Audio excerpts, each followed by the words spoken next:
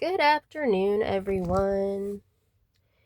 It is 1:19 p.m. on Sunday, October 5th, 2025. So it's been 4 days since my last upload. And in that video, the last video that I uploaded, I literally spilled tea about the person whom we are staying with. This is gonna kind of be some more tea that is getting spilt, but it's gonna be more or less venting frustrations about her, which will then lead into probably tea getting spilled. I'm not sure yet. Just bear with me. So I know in previous videos I've mentioned that tensions have come to a head. Well, they're continuing to come to a head. We're seeing things about this particular individual that we are not liking. So much so that when we do leave, this person is getting an earful from not only myself, but my husband.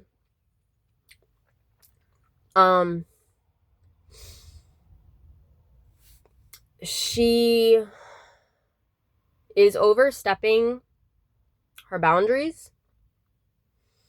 She is being very uptight and persnickety about realistically situations and issues that don't call for the uptightness and the persnicketyness. She's being very petty and very childish about things, and it's just not her behavior that she's been displaying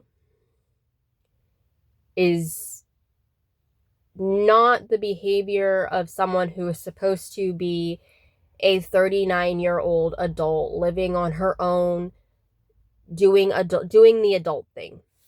It's just not. That's not the type of behavior that a responsible 39-year-old is supposed to display. This all started yesterday morning. My daughter had gotten up. It was about 6 a.m. Mind you, she didn't get up on her own accord. She was stirred awake by the person that we are living with making it a point to unplug the extension cord and into which my daughter keeps her cell phone plugged in at night so that it can charge, and my daughter has a way to have some type of sound. My daughter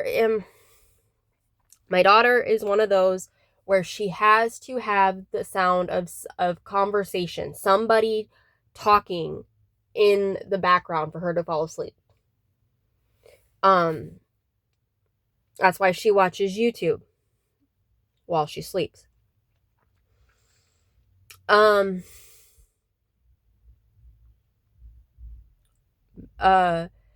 Not only did the friend unplug the extension cord that the phone was plugged into, therefore causing my daughter's phone to drain and become almost dead, but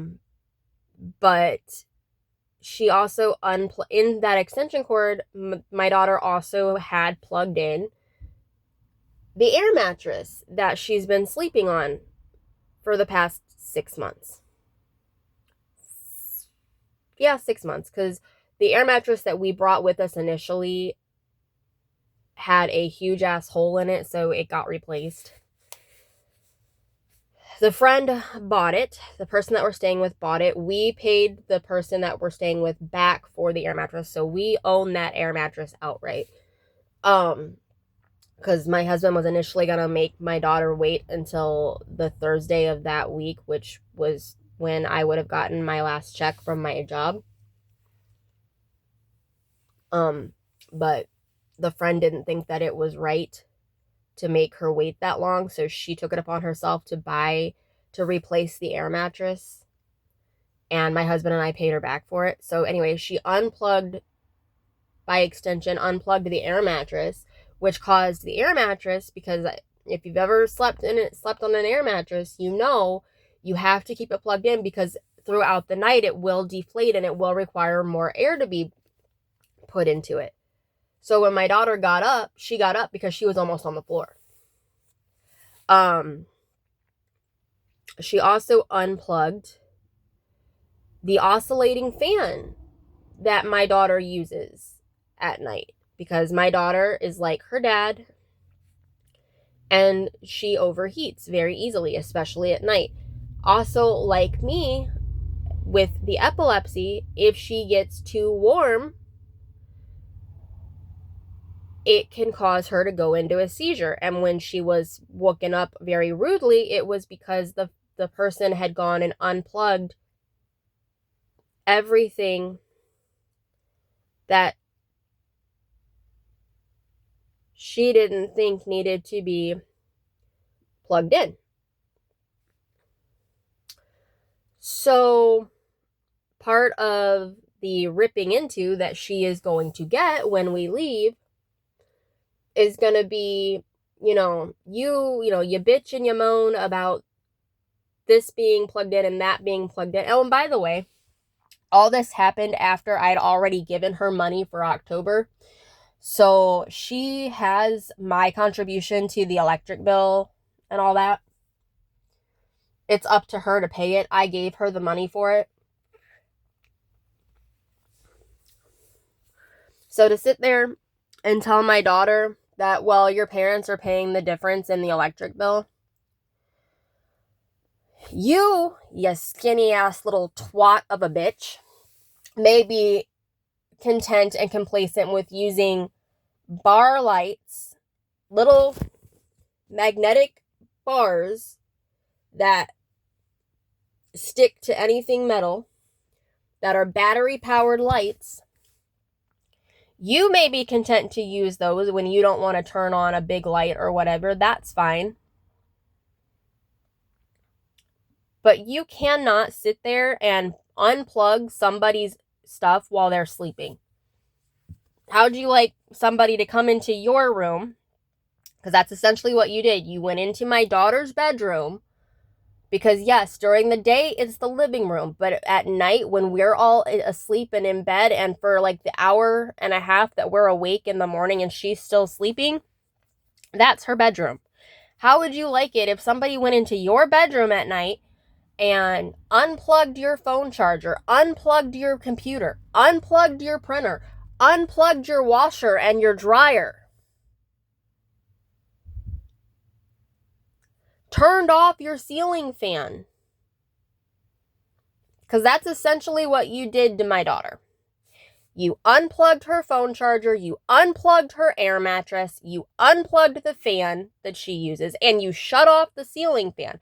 I understand you want her to pick one fan over the other, one fan, either the ceiling fan or the standing tabletop oscillating fan at night. Fine, I will try my damnedest to get her to pick one. But even still, you cannot go into her bedroom, what is her bedroom at night, and unplug and disrupt her shit. That is why last night she asked me, before I went to bed and before she went to bed, if she can just scoot her bed right up next to the entertainment center. She did that so that the friend could not get to the cords to unplug them. That's why she did that. And I have to wash my hair tonight. It's disgusting, but that's neither here nor there. She did that so that the friend couldn't get to the cords to unplug them. Because I'll be quite honest, when my daughter walked into the bedroom where my husband and I are staying on Saturday morning, she did so with such a huff that it woke me up out of a dead sleep. This is also why when my husband and I go and do roadie runs or Uber Eats runs, we will move our daughter from the living room where she has her air mattress and the fan and the phone and all that. We'll move her from the living room to our bedroom. We will literally wake her up, medicate her, and then tell her to move her stuff and go to the bedroom. So she'll take all of her blankets and her pillows and her stuffed animal and her eye mask, and she'll go get that set up, and then she'll come out, she'll plug in the air mattress if it's not already plugged in, she'll deflate that and move that into the bedroom and basically put that away until she's ready to use it again at night. And she will also move her phone into the bedroom and unplug the fan in the living room, because there's a tall oscillating fan in mine and Willie's room.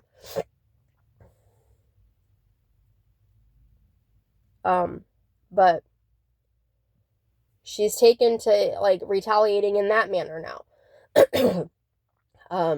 My husband and I have come to the conclusion that the friend is jealous because of mine and my husband's relationship, our marriage.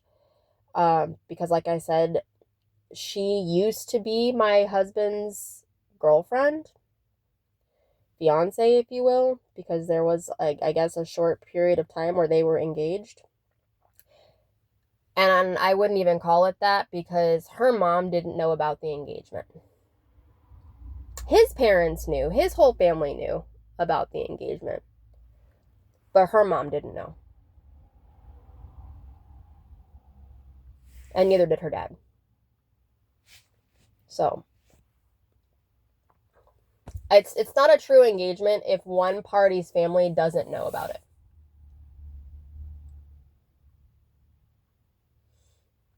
So girlfriend, if you will.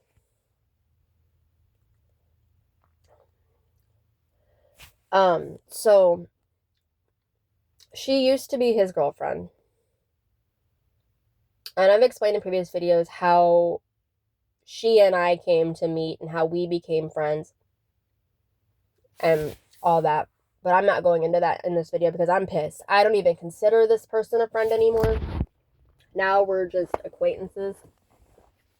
And if you really even want to call it that, because acquaintances do not act the way she is acting.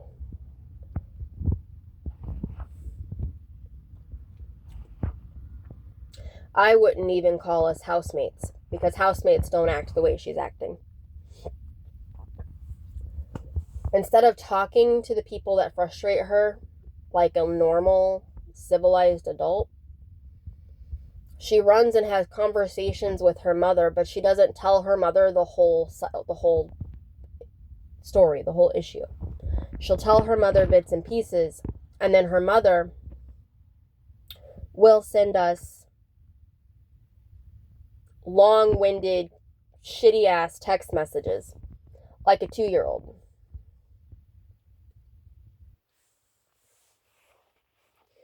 Her mother has no idea that her daughter was the one who initially said, December, you have to be out. Well, then the December you have to be out became stay as long as you need, blah, blah, blah, blah, blah. And then that turned into November.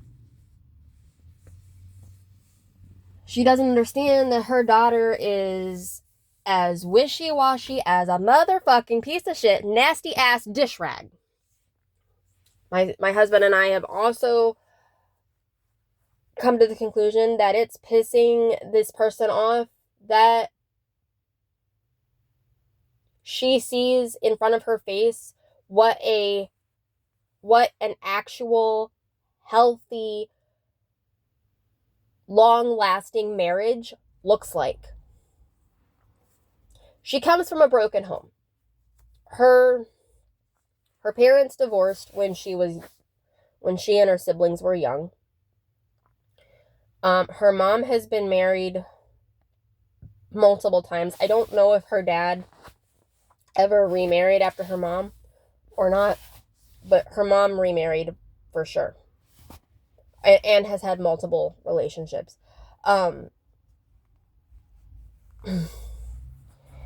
so this woman doesn't understand what a healthy relationship looks like. My husband and I are showing her what a healthy relationship looks like because we're showing affection to each other. We're a married couple. We're showing affection to each other. You're seeing the outward symbol on my hand of our marriage. That's my wedding set, or my engagement ring and my wedding band that you're seeing on my hand. My husband had one. It got lost in a move because he doesn't wear it all the time because of work. And his was one of those where we had to go to an actual jeweler to find because of the size of his finger. Mine, I was able to find at Walmart, and they actually don't really fit me properly. That's why I have this ring guard on. So she's pissed because she's seeing what she could have had she not walked away from my husband 20 years ago. And my husband has openly admitted, when we leave, he's gonna lay into her, and he's gonna let her know, when you left me, you broke my heart. My family loved you. You walked away from me.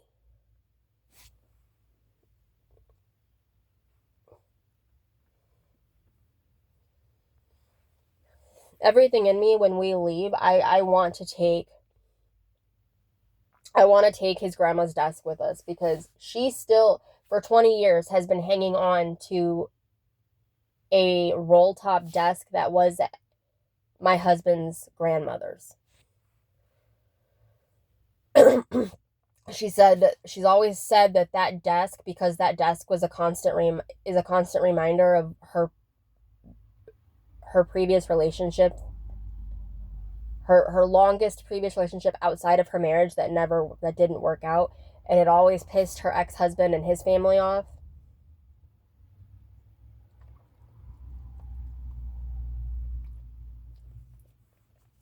That she still has it.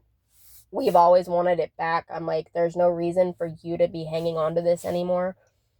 It's not something that you should be hanging on to anymore, because it never belonged to you in the first place. It was my husband's grandmother's. It needs to be back in mine and my husband's possession. Or back in my husband's possession and in my possession for the first time, where it will stay, because my husband and I have been married for 15 years. We're not divorcing.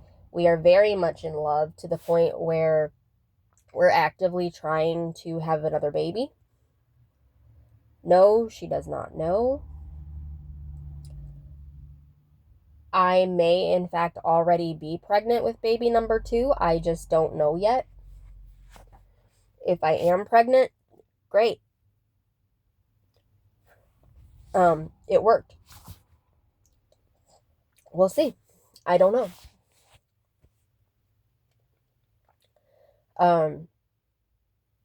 But it makes her mad, because she now sees, oh fuck, my standards are too high, and this is why I don't have what other people around me have. It also doesn't help that the circle of people with whom you surround yourself outside of your house are individuals who have lived. They are in their 50s, 60s, 70s, or upwards. They're not 30-something. They're not 39. They're not... She has said multiple times that there's maybe one couple in her, where she chooses to go to church, that is about her age, but they're married. I see her get so down in the dumps every single week when she studies the material for her religion every week. When she studies the watchtowers, when she studies the for the midweek meetings. All the topics are about, marriage and this, that, and the other. Excuse me, I had phlegm build up really bad. This, that, and the other. And she gets upset. I said, well, why do you go? And I've mentioned to her about this numerous times. I said, why do you continue to practice a religion where their topics upset you so much? Where their topics of study for the week upset you so much? Where their standards for the way somebody should live, it upsets you so much. I've never in my life until now, until from April till most recent, met Jehovah's Witnesses are some of the most judgmental people on the face of the planet. And they hide behind the fact that, oh, well, Jehovah, which is apparently is God's name. Honestly, I didn't know God had a name until this. They hide behind the fact that that's what Jehovah wants them to do. That's what God wants them to do. And they act like Jehovah is different from God. No.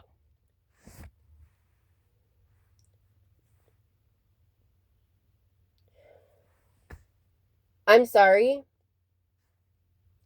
How can you be okay in a religion that doesn't allow for single people of the opposite sex who have absolutely no interest in pursuing a relationship with one another to be in the same room alone, or to not be in the same room alone? How can you condone practicing a religion that doesn't allow you to seek proper medical treatment for life-threatening conditions? Hello, Miss, I have myasthenia gravis and it could kill me if I have another crisis.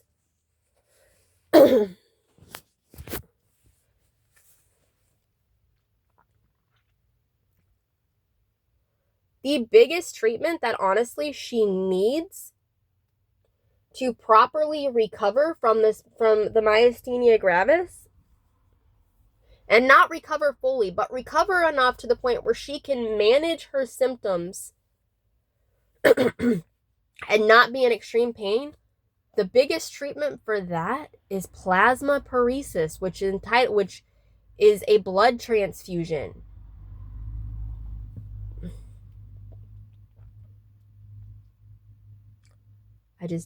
Jehovah's Witnesses, not a religion, a sect of religion that I ever want to take part in. And honestly, I'm ashamed to admit that for a little bit while we've been here, I was at one point studying to attempt to become one.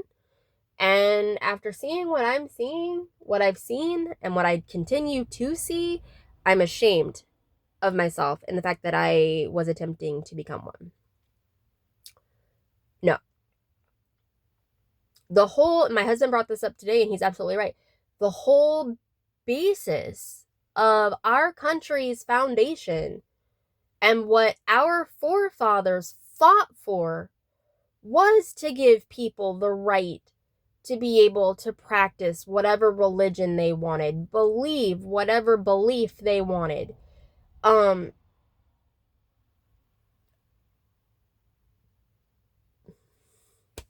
Speak the words that they wanted to speak without fear of persecution. Well, here I am with my husband, and our daughter, and we're honestly afraid to mention anything about holidays. Here we are, it's October 5th, 2025. Let's see, we're about 20 some days away from Halloween, and we can't even, do what we've normally been doing for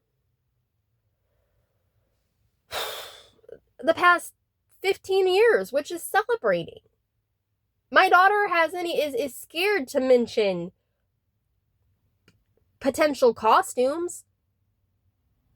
We told her we were going to go to the store and get a big ass bag of candy, which we are, because I look forward to that every year.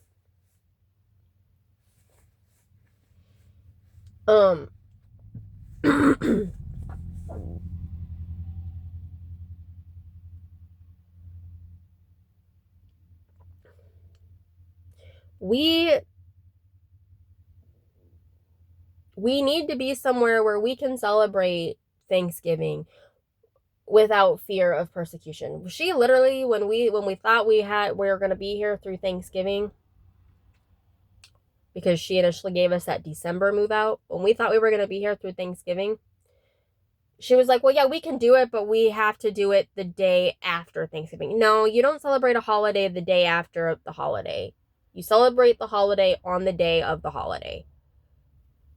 Like, Christmas, we will do the three of us and our cats as it is. Just makes me so mad. And then, like, she sits there and was like, well, you guys need to leave, but just don't leave the state of South Carolina. Where the fuck do you want us to go?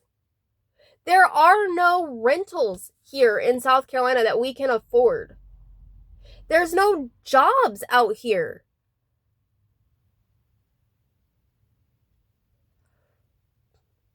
Where the fuck do you want us to go? Right now we have one option. And I have to get my husband to get on the ball and get his mom on the phone so we can hash this out. Because I will not be living in my car with my daughter, our daughter. My husband and I will not be living in our car with our daughter and our cats. That's just not gonna work.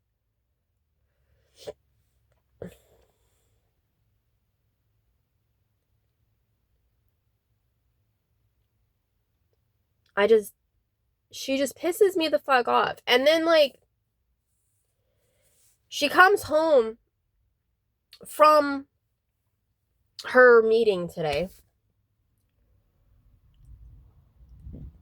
looks at my husband and I and goes, next Saturday we need to clean your guys' bedroom because it stinks. Well, what in there stinks, Liz? Because I put away the clean laundry as much as I can. You don't give us much room to work with as far as putting clothes away. You gave us one dresser, and that's why I've been putting the clean clothes in the box that Kaylee's birthday stuff from Matthew came in. Oh yeah, that was a trip. So when Matthew, my brother-in-law, sent Kaylee her birthday present this year, and it came in like this gigantic box because he got her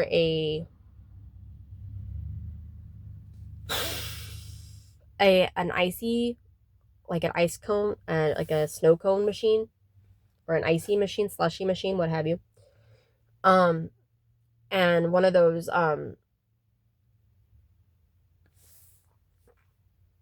wood letters. He got her a K. And they put that all in a box and they shipped it from Kentucky to here. When that box came in the mail, it pissed her off.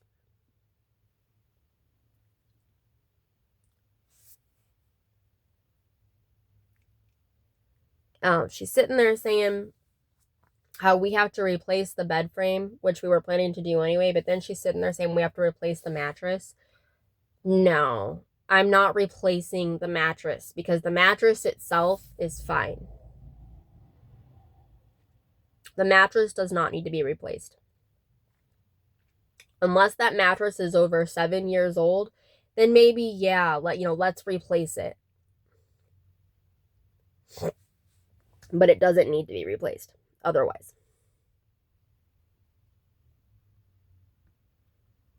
She's sitting there. She wants us to replace the couch because there are divots from where Willie and Kaylee sit. I don't feel them, but she says she feels them. We've offered to replace her one kitchen chair that broke under Willie's weight. And she's like, no, I'll just have it welded. Okay.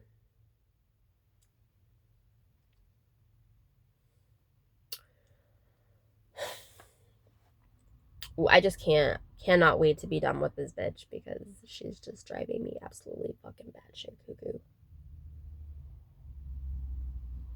I've said it before and I've said it time and time again. I don't think that she needs to be living on her own. She doesn't understand how life works. Doesn't understand that when somebody pays you rent, they are paying you for that current month or the upcoming month of occupancy. So when I paid her at the end of September, I paid her for October's occupancy. The same thing for when I paid her in August, that was for September's occupancy.